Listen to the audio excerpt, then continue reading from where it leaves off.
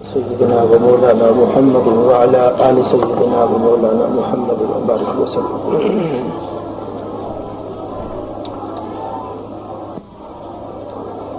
میرے عزیز بچوں،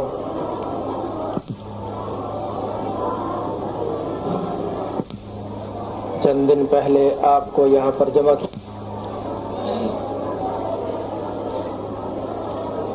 اور آپ کو سبق شروع کرانے کے لیے بھی کہا تھا، لیکن آپ کا داخلہ چونکہ ابھی ہو رہا تھا، کلاس ابھی پوری نہیں ہوئی تھی، اس لیے چند دن کے لیے اس کو موقوف کر دیا گیا.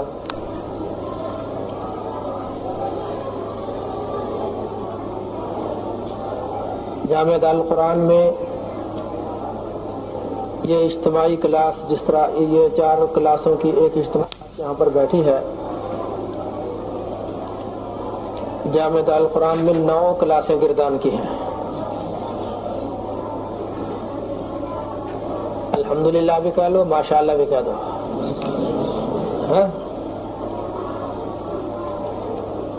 وہاں پر تو قاعدہ میں نے شروع کرا دیا تھا اور امید ہے اللہ کی ذات سے آج وہاں پر ختم ہو جائے گا. تو یہاں ابھی شروع نہیں ہوا تھا، تو آج انشاءاللہ شروع کر لیتے ہیں. لیکن قاعدہ شروع کرنے سے پہلے 1-2 باتیں آپ اپنے ذہن میں اچھی طرح پر بٹھا لیں.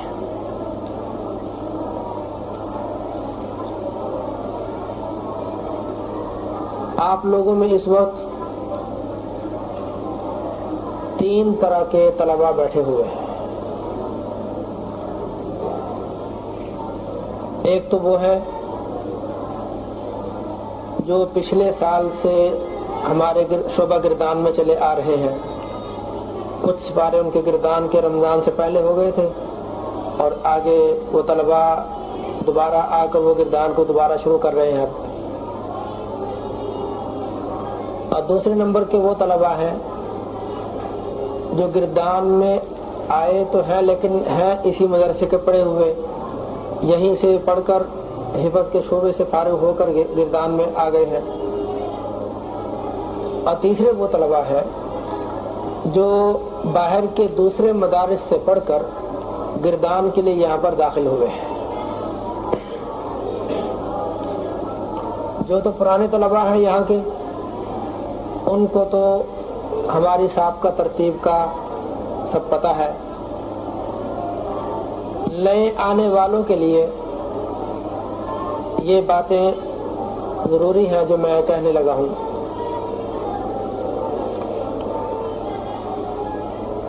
جب طالب علم اپنا گھر چھوڑ کر، اپنا وطن چھوڑ کر نئی جگہ پر آتا ہے، یا کوئی ایک درجے سے پڑھ کر دوسرے درجے میں آتا ہے، تو ایک فطری طور پر صورتحال تھوڑی سی ایسی ہوتی ہے کہ وہ دل ذرا جلدی سے لگتا نہیں ہے،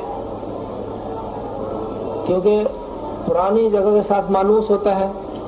اس جگہ کو چھوڑنے پر دل پر تھوڑا سا اثر ہوتا ہے.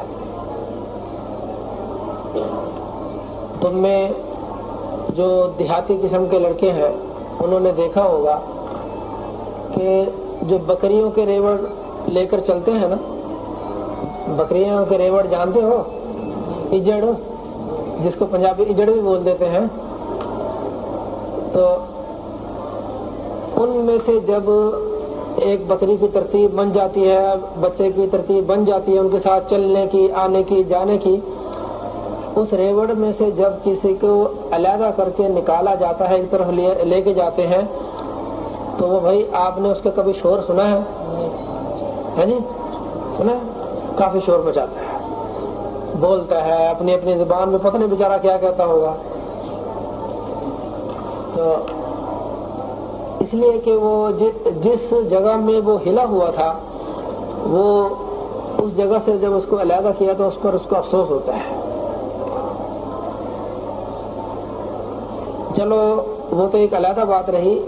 یہ بھی ہم دیکھتے ہیں کہ ایک مکان میں رہتے ہوئے ایک آدمی کو 40-50 سال ہو گئے ہیں، وہ دوسری جگہ پر اپنا ایک مکان بنا لیتا ہے، یا اس کے بچوں میں سے، اس کی اولاد میں سے دوسری جگہ پر کوئی مکان بنا لیتے ہیں،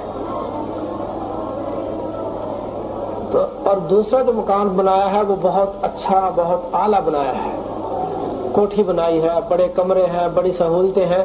پہلا جو مکان ہے ویسے مناسب ہے، گزارے کا ہے،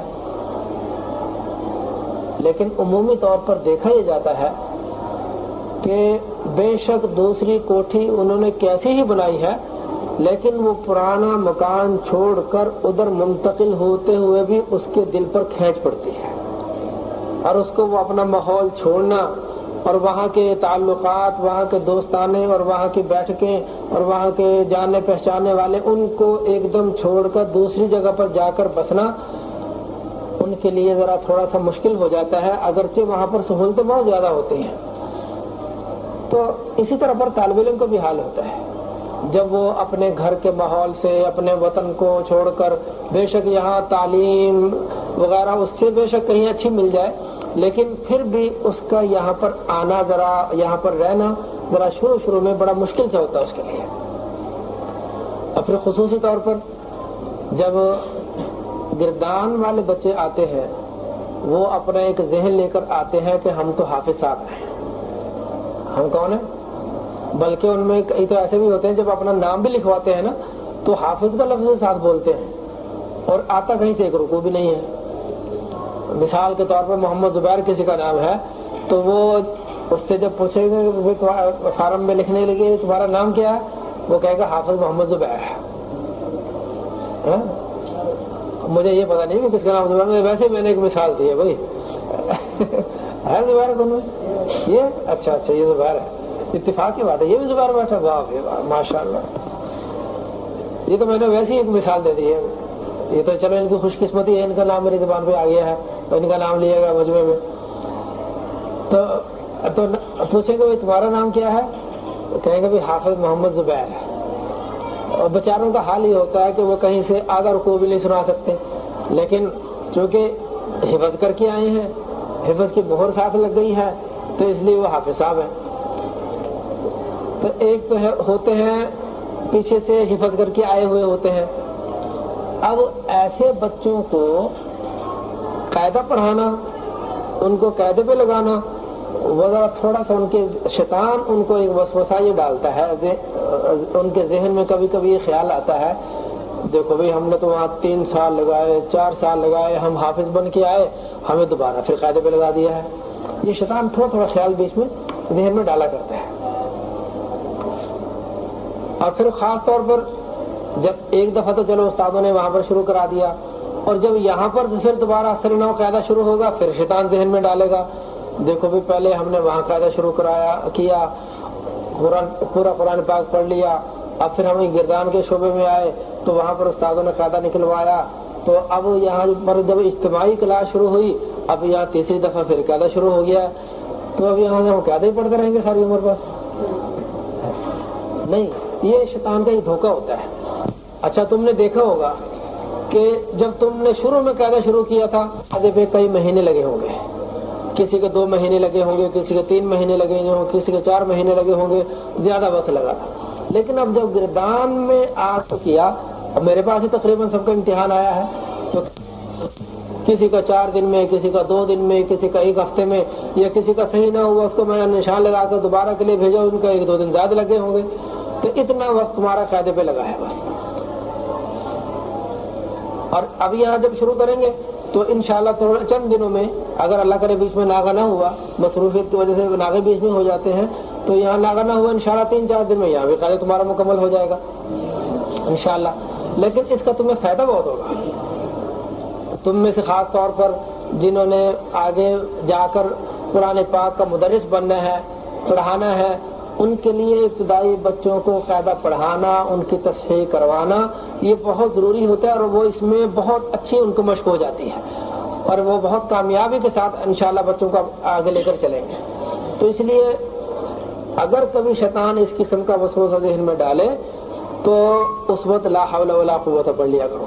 یہ شیطان کے حملے سے بچنے کے لیے حضور صلی اللہ علیہ وسلم نے ایک نسخہ بتایا ہوا ہے. جب کوئی بیمار ہو جاتا ہے ڈاکٹر صاحب کے پاس جاتے ہیں, حکیم صاحب کے پاس جاتے ہیں, وہ نسخہ بتاتے ہیں, وہ اس پر عمل کرتے, اس کو استعمال کرتے ہیں کہ نہیں کرتے, تاکہ اس بیماری سے ہم محفوظ رہیں, فلاں بیماری کے نزلے کے حملے سے, بخار کے حملے سے ہم محفوظ رہیں. تو اسی طرح پر یہ شیطان جو اس قسم کے وسوسے ذہن میں ڈالتا ہے تاکہ طالب علم کو ہم تعلیم سے محروم کر دیں, بھگا دیں, تو جب اس قسم کے خیالات ذہن میں آنے لگے, دیکھو بھائی جب بات ہو رہی ادھر دیکھا گیا, ادھر ادھر نہیں دیکھا کرتے ہیں, جب اس قسم کے خیالات ذہن میں آنے لگے تو اس وقت لا حول ولا قوت الا باللہ العلی العظیم کئی دفعہ پڑھ لیا کرو. پھر اللہ کی ذات سے امید ہے کہ انشاءاللہ شیطانی خیالات سے, شیطانی وساوس سے آپ بچے رہیں گے. ٹھیک ہے, چلو اب ہم بسم اللہ پڑھ کے شروع کر لیں. بسم اللہ الرحمن الرحیم. رب یسر ولا تعسر وتمم بالخیر. ربی یسر کا معنی ربی اے میرے رب, ربی کا معنی اے میرے رب, اے میرے اللہ. یسر تو ہمارے لیے آسان فرما دے. ربی یسر کا معنی کیا ہو گیا؟ اے میرے رب تو ہمارے لیے کیا آسان فرما دے. اس قاعدے کو جو ہم نے اب شروع کیا, اس کو پڑھنا, اس کو سمجھنا, اس کو زبان پر جاری کرنا, اس کو صحیح ادا کرنا, اس کو, یہ تمام چیزیں ہمارے لیے آسان فرما دے. ولا تعسر اور مشکل نہ فرما, یعنی اس قاعدے کو سمجھنا اور اس کے حرفوں کو صحیح ادا کرنا اے اللہ ہمارے لیے مشکل نہ بنا. وتمم بالخیر اور پورا کرا دے خیریت کے ساتھ. یعنی یہ جو ہم آج قاعدہ شروع کر رہے ہیں, جس طرح آپ نے اپنے فضل سے, اپنی مہربانی سے شروع کرنے کی توفیق عطا فرمائی ہے, خیریت کے ساتھ آپ اس کو پورا بھی کرا دیجئے. یہ تو اس دعا کا معنی ہے. یہ اب اس معنی کو ذہن میں رکھ کر اب یہ الفاظ کہو. رب یسر ولا تعسر وتمم بالخیر. اچھا, آپ نے ایک ذرا تھوڑا سا اندازہ کیا ہوگا اب کہ جب اس دعا کا معنی نہیں آتا تھا, نہیں سمجھایا تھا, اس وقت آپ نے یہ الفاظ کہے تھے, اور ایک الفاظ اب دوبارہ کہے ہیں. یہ دعا کا معنی سمجھنے کے بعد دونوں الفاظ کے ادا کرنے میں, کہنے میں کچھ فرق محسوس ہوا آپ کو؟ بڑا فرق محسوس ہوتا ہے. جب قرآن پاک کا آپ کو ترجمہ آ جائے گا, اس کے معنی آپ کو آ جائیں گے, اس کے بعد جب آپ پڑھیں گے تو اس کے پڑھنے کا لطف ہی کچھ اور ہوگا.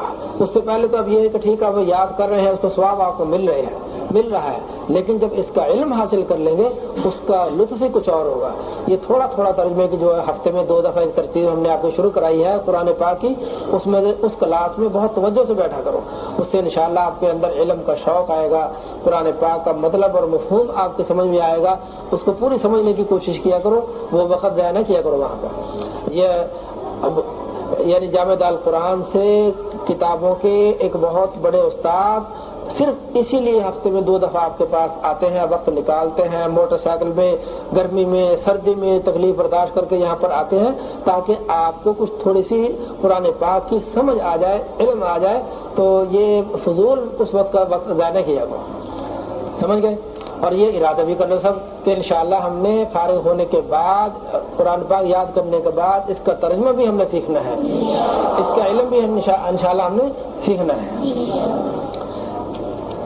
تختی نمبر 1 مفردات. مفرد کہتے ہیں اکیلی چیز کو, مفرد کہتے ہیں اکیلی چیز کو. اس تختی میں حروف تہجی کو اکیلا اکیلا لکھا گیا ہے. یہ جو حروف ہے نا, ان کو حروف تہجی بولا جاتا ہے.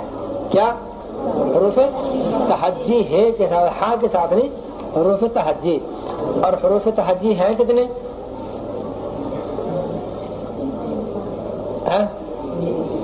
لکھے ہوئے آپ کو 30 نظر آ رہے ہیں, لیکن ہے یہ 29. 29 ہے. یا یہ 2 جگہ لکھی گئی ہے تو اس کو ایک جگہ کر لو، باقی کتنے رہ جائیں گے؟ 29 رہ گئے. حروف تحجی کتنے ہیں بھائی؟ 29 ہیں. اور یہ بڑے برکت والے حرف ہیں، بڑی عظمت والے حرف ہیں. پورا قرآن پاک جو ہے وہ انہی حرفوں کو جوڑ کر بنایا گیا ہے. اچھا، پورے قرآن میں کوئی ایک حرف ایسا نکال کے دکھا دو جو ان 29 حرفوں کے علاوہ کوئی حرف ہو. الحمد سے لے کے والناس تک پورے قرآن پر انگلی رکھ پھیرو، پڑھو، دیکھو کہ ان 29 حرفوں کے علاوہ کوئی اور حرف آپ کو نظر نہیں آئے گا. تو اس عظمت کے ساتھ ان 29 حرفوں کو دیکھو، پڑھو، اپنے دل میں ایک عظمت پیدا کرو کہ یہ کیسے عظمت والے حرف ہیں کہ انہی کو جوڑ جوڑ کر قرآن پاک کے الفاظ اور اس کے جملے بنائے گئے ہیں.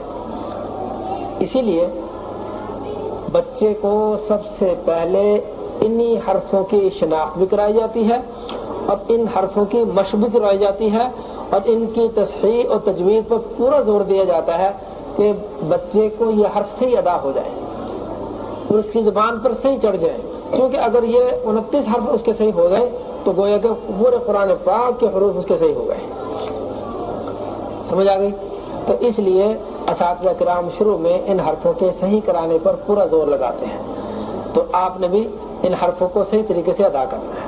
اچھا، ان حرف اس تختی کے پڑھانے کا طریقہ ایک تو ہے ان بچوں کے لیے جو ابتدائی بالکل بچے ہیں، جنہوں نے ابھی مدرسے میں داخلہ لیا ہے، ابتدا میں آئے ہیں، 4-5 جماعت پڑھ کر آئے ہیں. ایک تو ہے ان کو پڑھانے کا طریقہ، اور ایک ہے آپ جیسے پڑھے ہوئے کو پڑھانے کا طریقہ. آپ تو پڑھے ہوئے نا، حافظ ہیں ماشاءاللہ آپ تو سارے. ایک ہے آپ کو پڑھانے کا طریقہ. آپ کو باریک چیزیں بتانے کی، پڑھانے کی ضرورت نہیں ہے. اب آپ چھوٹے بچے کو جو آپ پڑھائیں گے تو اس کو چلوائیں گے الف کو، اور اس کی شناخت بھی کروائیں گے. بتائیں گے بچے کو الف ہوتا کیسا ہے، یہ شکل اس کے سامنے رکھیں، اس کو الف کہتے ہیں. اور آگے پھر با آ گئی، اس کی شناخت کرائیں کہ اس طرح پر لمبی طریقے سے با، اور اس کے نیچے یہ جو ہے ایک نقطہ سے لگا ہوا، یہ کیا ہے؟ با ایک نقطہ ہے، یہ اوپر ہے، یہ نیچے ہے. یہ بچے کو شناخت کرانی ہے اس چیز کی. پھر آگے اگر 2 نقطے اوپر آ جائے پھر وہ تا ہوتی ہے. یہ شکل بچے کو پہچان کروا دیں. اب تیسری سا آ گئی، یہ بچے کو پھر شناخت کرائیں کہ 3 نقطے اوپر ہو جائیں تو سا ہوتی ہے. جب جیم تک آ گئے تو ایک لائن ایک سطر آپ نے بچے کو سیدھی پڑھا دی. اب آپ آخر سے پیچھے کو پڑھائیں، جیم سا تا با الف، جیم سا تا با الف، شروع سے آگے کو اور آخر سے شروع کی طرف. اس طرح پر بچے کو یہ پڑھائے. اس طرح جب 2 سطریں ہو جائیں تو پھر بھی اسی طرح پر پڑھائیں شروع سے. پھر آگے دوسرے سطر کے آخر میں را ہے، را زال دال خا ہا جیم سا، اس طرح آخر کو. اس طرح بچے کو حرفوں کی پوری طرح پر پہچان اور شناخت ہو جائے گی. جب پوری تختی ہو جائے، آخر تک یا تک پہنچ جائے، پھر یا سے پیچھے کو لاؤ اس کو، یا حمزہ ہا واو نون، جلدی جلدی بچہ اس طرح کہتا جائے. جب اس طرح یاد ہو جائے پھر بچے کو درمیان میں انگلی پہ ٹوک میں حرفوں پر انگلی رکھو.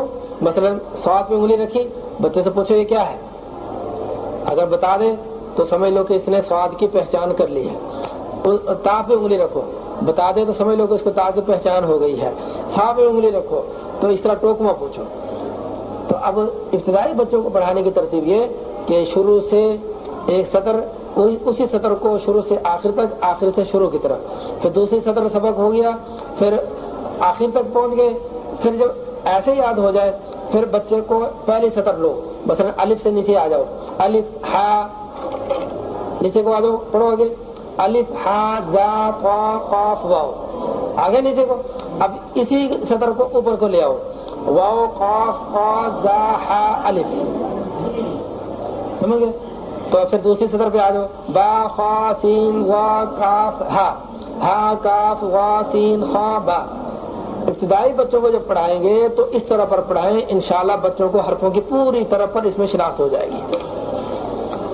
تو آپ کو اس طرح پڑھانے کی ضرورت نہیں، میں نے صرف آپ کو طریقہ بتایا ہے کہ اللہ کرے آپ سب کو یہ توفیق ہو کہ آپ بچوں کو پڑھائیں، یہ سعادت آپ سب کو نصیب ہو کہ آپ سب مدرس بنے، تو آپ نے پھر اس طرح پر پڑھایا کرنا ہے، سمجھ گئے؟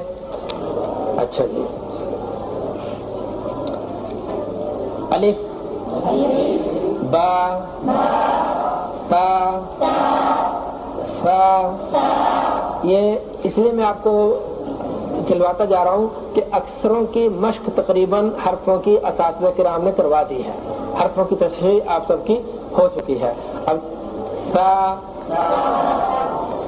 انتہائی نرمی کے ساتھ، یعنی سا کے اوپر زور نہ لگے، سا ایک تو یہاں سین نہیں پڑھنی، سا یہ نہیں کہنا، اور سا پڑھنی ہے تو زور نہ، سا اس طرح جھٹکے کے ساتھ نہیں، سا انتہائی نرمی کے ساتھ۔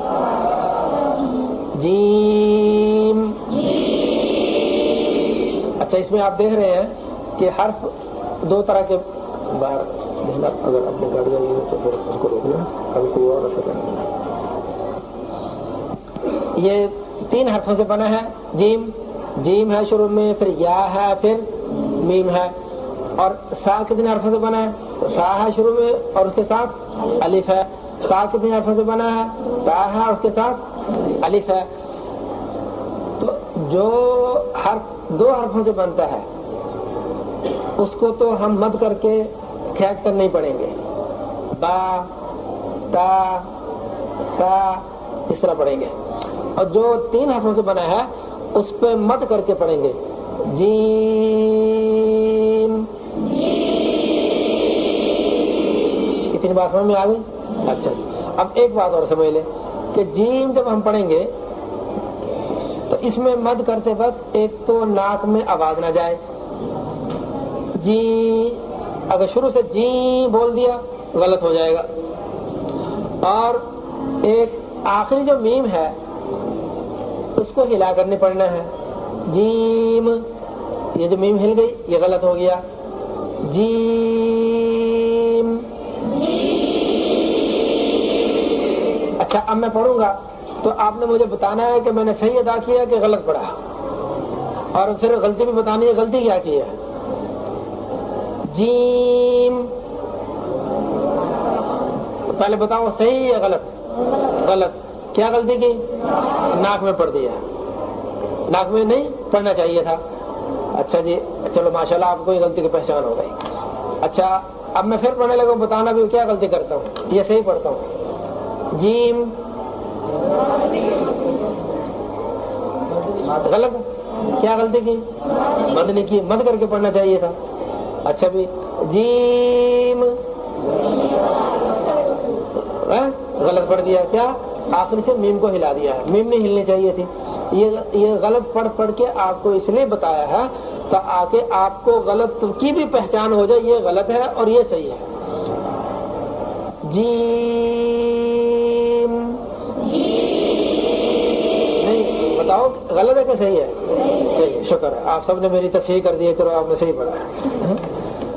چلو ہاں، اچھا ہا کو انتہائی نرمی کے ساتھ پڑھنا ہے، ہا کی آواز گلے سے نکالنی ہے، گلے کے درمیان سے، لیکن انتہائی نرمی کے ساتھ۔ اگر آپ نے زور لگایا تو وہ ہا کی ادائیگی صحیح نہیں ہوگی، زور لگا کر اس طرح پڑھا کرتے ہیں، ہا ہا سختی کے ساتھ، یہ نہیں، نرمی کے ساتھ، ہا ہا، یہ اس کو کہتے ہیں حلوے والی ہا۔ جس طرح حلوہ انتہائی نرمی کے ساتھ خود بخود گلے میں چلا جاتا ہے بغیر کسی مشقت کے، اسی طرح اس کو نرمی کے ساتھ آسانی کے ساتھ، کیونکہ حلوہ ہے کبھی، اب مولویوں کو تو بہت ملتا ہے ماشاءاللہ، لوگ کہتے ہیں بہت مولوی حلوہ کھاتے ہیں، حالانکہ ہم سے زیادہ وہ خود زیادہ کھاتے ہیں۔ ہاں تو جس طرح حلوہ نرمی کے ساتھ گلے میں چلا جاتا ہے، اس طرح نرمی کے ساتھ اس حرف کو ادا کرو، ہا ہا۔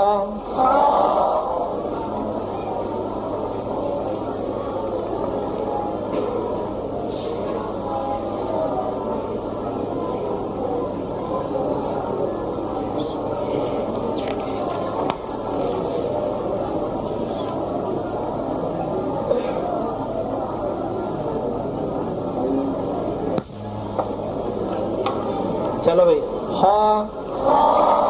اچھا بھائی پر حرفوں کو، یہ خا پر ہے نا، اس کو بھی نرمی کے ساتھ پر کرنا ہے، زور نہیں لگانا ہے.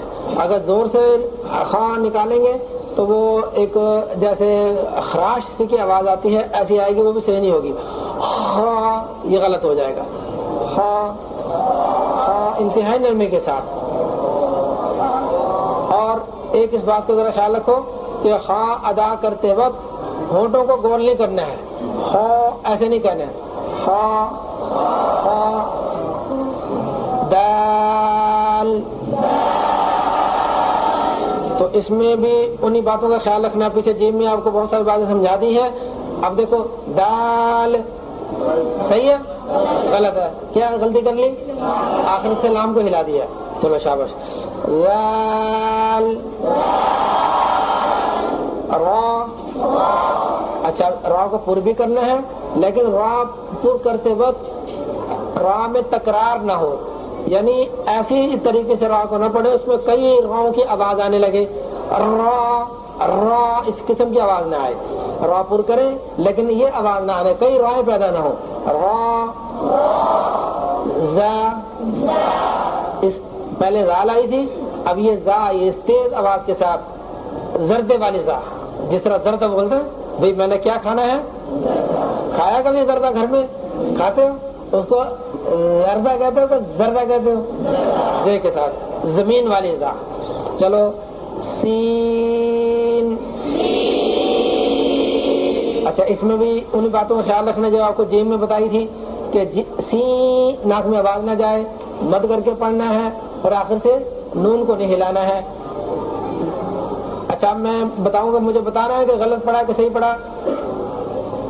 سین ہاں ناک میں پڑھ دیا، ناک میں اب پڑھوں گا. دیکھو سین غلط ناک میں پڑھا گیا، اور سین اب کیا غلط ہے؟ نون کو ہلا دیا، یہ غلط ہو گیا. شین. یہاں بھی انہی باتوں کا خیال رکھنا ہے. صاد تیز آواز کے ساتھ، اور آخر میں جو دال ہے اس کو ہلا کر پڑھنا ہے، قلقلہ کر کے. صاد. اور اگر آپ نے مد تو کر لی لیکن آخر سے دال کو نہیں ہلایا اس طرح پر صاد، یہ دال نہیں ہلی، یہ غلط ہو گیا. چلیے واد.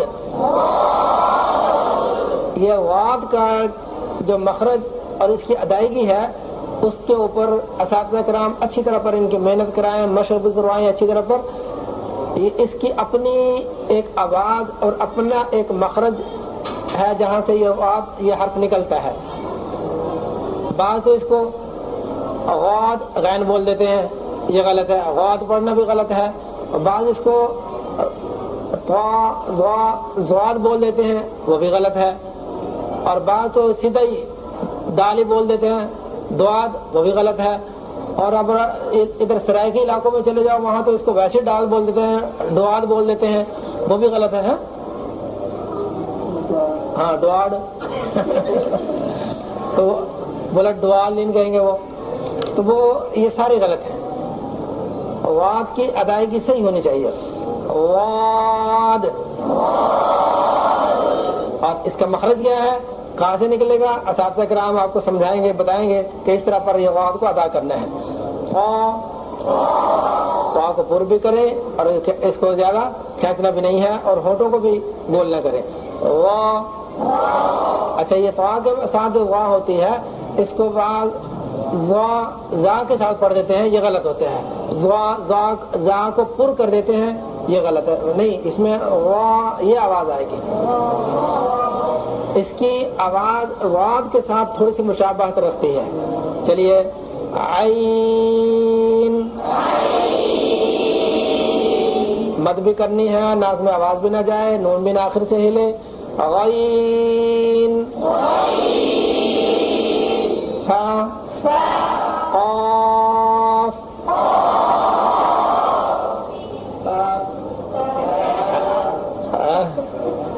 تو یہ قاف کے متعلق بتانے لگا تھا کہ یہاں آخر میں فا کو ہلانا نہیں ہے، قاف اس طرح یہ غلط ہو جائے گا، فا کو ہلانا نہیں ہے، نہ اس میں نہ کاف میں، قاف کاف لام میم، لام میں بھی میم میں بھی آگے نون میں بھی خصوصی طور پر خیال رکھنا ہے کہ ناک میں آواز نہ جائے۔ اچھا آگے واو ہے، اس کو دو طرح پڑھ سکتے ہیں، واو جس طرح عام طور پہ بولا جاتا ہے واو، اور ہمارے بعض شیوخ بعض اساتذہ اس طرح بھی فرماتے تھے کہ واو اس طرح پڑھ سکتے ہیں، مد کر کے پڑھے، آخر سے واو ساکن پڑھے۔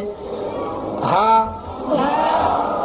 حمزہ، اس حمزہ کو بعض حمزہ ہا کے ساتھ بول دیا کرتے ہیں، یہ غلط ہے، حمزہ یا اچھا یا کے ادا کرتے وقت نرمی سے اس کو کہنا ہے، بعض اس کو سختی سے کہتے ہیں جس سے زا کی آواز آ جاتی ہے، یا یہ غلط ہو جائے گا، یا جی۔ چلو تخت نمبر 2 مرکبات۔ مرکب کہتے ہیں ملی ہوئی چیز کو، ملی ہوئی چیز کو کیا کہتے ہیں؟ مرکب۔ اب یہ بھی جو شکل بنی ہوئی ہے، یہ 2 حرفوں کو، یہ 3 حرفوں کو، یا آخر میں جا کے 4 5 حرفوں کو ملا کر یہ شکل بنائی گئی ہے، تو یہ ان کو اس لیے کیا کہا گیا ہے؟ مرکبات۔ لیکن یہ تختی بچوں کو، ابتدائی بچوں کو پڑھانی بہت مشکل ہے، بچوں کو حرفوں کی شناخت کروانا، لام الف میں لام کون سا ہے، الف کون سا ہے، آگے جا کر با کاف تا میں با کون سی ہے، کاف کون سا ہے، تا کون سی ہے، ان ایک ایک حرف کی شناخت کرانا بچوں کو بہت مشکل ہوتا ہے، اس لیے اس تختی کو بہت محنت کی ضرورت ہے۔ آپ تو پڑھے ہوئے ہیں، آپ کو تو محنت کی ضرورت نہیں ہے زیادہ۔ چلو بھی یہ تو کلوا ان کو پوری تختی۔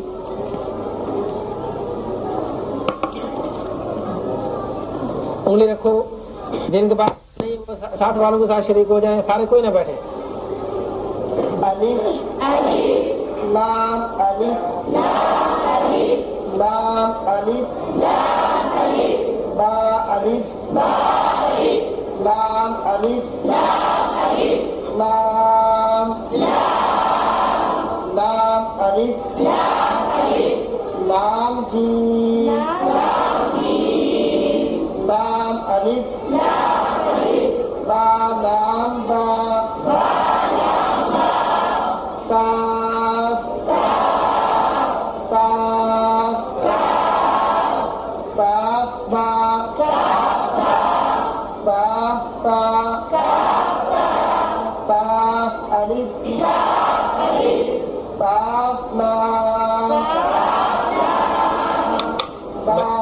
میں نے شروع میں آپ کو اس لیے کہا تھا کہ آپ اس کے ساتھ کا فائدہ لے لینا سارے کے سارے، اگر کسی کے پاس پرانے دوسرے چلے آ رہے ہیں وہ تو ٹھیک ہے، نیا کسی نے خریدنا ہو پھر اس کے ساتھ کا لے، پھر فرق ہو جاتا ہے کافی اس قاعدے میں، اور اس میں بہت کئی جملے اس میں کم زیادہ کیے گئے ہیں، اس کے مطابق سب کو ہونا چاہیے تھا۔ اگر کسی میں اب اس کے مطابق نہ ہو تو وہ دوسرے قاعدے میں دیکھ لے۔ جی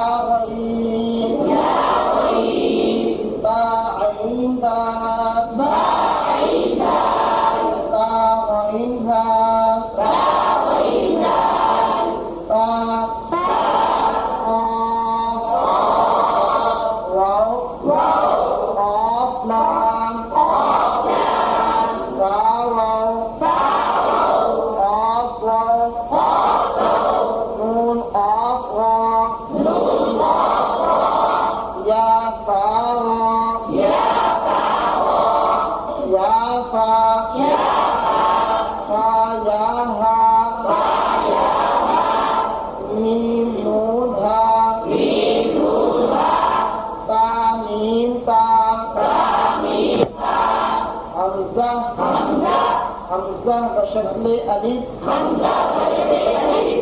حمزہ بشکل واو، حمزہ بشکل یا، سین حمزہ لام میم نون الف،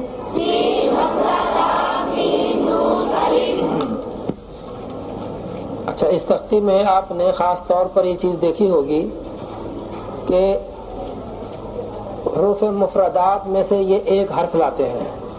مثال کے طور پر دیکھو شروع میں یہ الف لے کے آئے ہیں، الف لے کے آئے ہیں، اس کے بعد اس الف کو انہوں نے لام کے ساتھ، کبھی با کے ساتھ، کبھی جیم کے ساتھ یہ کتنی دفعہ ملایا ہے؟ الف لام الف لام الف با الف لام الف یہ ملایا. تو اس کا مطلب یہ ہے کہ یہ بتانا مقصود ہے، بچے کو یہ پہچان کروانا مقصود ہے کہ الف قرآن پاک میں اتنی شکلوں میں استعمال ہوتا ہے، اتنی شکلوں میں قرآن پاک میں یہ لکھا گیا ہے. اب دیکھو کتنی شکلیں الف کی بنی ہے. الف یہ شروع میں ایک شکل آ گئی، اس شکل میں بھی قرآن پاک میں لکھا ہوا ہے. لام الف میں ایک یہ شکل الف کی دیکھو کیسی آ گئی، اور پھر آگے والا جو لام الف ہے اس میں دیکھو الف کی شکل کیسی آ گئی. تو یہ الف کی کئی شکلیں. آگے با الف میں الف کی شکل کیسی آئی ہے، آگے پھر لام الف میں الف کی شکل کیسی آئی ہے. تو یہ بتانا مقصود ہے کہ قرآن پاک میں الف اتنی شکلوں میں لکھا گیا ہے. ہاں بھائی یہ اتنی جگہ الف کو لے کے آئے ہیں.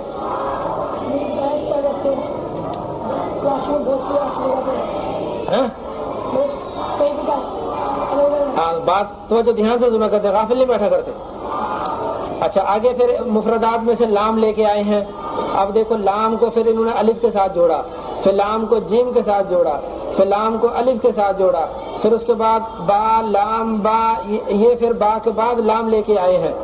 اس میں یہ بتایا کہ لام اتنی شکلوں میں قرآن پاک میں استعمال ہوا ہے. پھر اس کے بعد کاف لے کے آئے ہیں مفردات میں سے. کاف کے بعد دیکھو پھر ایک شکل کاف کی آ گئی، کاف کے بعد کاف لکھا ہوا ہے. پھر کاف کو با کے ساتھ ملا کے لائے ہیں، ایک شکل کاف کی یہ آ گئی ہے. پھر کاف کو الف کے ساتھ ملا کے لائے ہیں، ایک شکل کاف کی یہ آ گئی ہے. تو اس تختی میں بس بنیادی طور پر یہ چیز ہر کسی نے ذہن میں رکھنی ہے کہ یہ جو کئی جگہ تھوڑے سے فاصلے کے بعد ہر مفردات لے کے آتے ہیں، اس کو پھر اوروں کے ساتھ ملاتے ہیں، اس کا مطلب یہ ہے. چلیے تختی نمبر 3 مقطعات. قرآن پاک میں آپ ماشاءاللہ سبھی حافظ قرآن ہے. شروع میں الف لام میم، پھر آگے الف لام میم اللہ، پھر آگے کاف ہا یا عین صاد، کہیں حامیم عین سین قاف، کہیں حامیم، کہیں کچھ اس قسم کے جو حروف ہیں ان کو کیا کہتے ہیں؟ حروف مقطعات. یعنی یہ لکھنے میں تو اکٹھے ہیں سارے، لیکن ان کو پڑھا کیسے جائے گا؟ علیحدہ علیحدہ قطع ٹکڑے ٹکڑے کر کے. جیسے کاف ہا یا عین صاد اکٹھا لکھا ہوا ہے نا، الف لام میم ملا کر لکھا ہوا ہے، اس کو کوئی علم تو نہیں پڑھتا. اکٹھا پڑھنے میں تو علم پڑھنا چاہیے، لیکن اس کو پڑھا جائے گا علیحدہ علیحدہ. الف لام میم علیحدہ علیحدہ کر کے پڑھا جائے گا، ٹکڑے ٹکڑے کر کے پڑھا جائے گا، اس لیے ان کو مقطعات کہا جاتا ہے. چلیے دیکھ لو.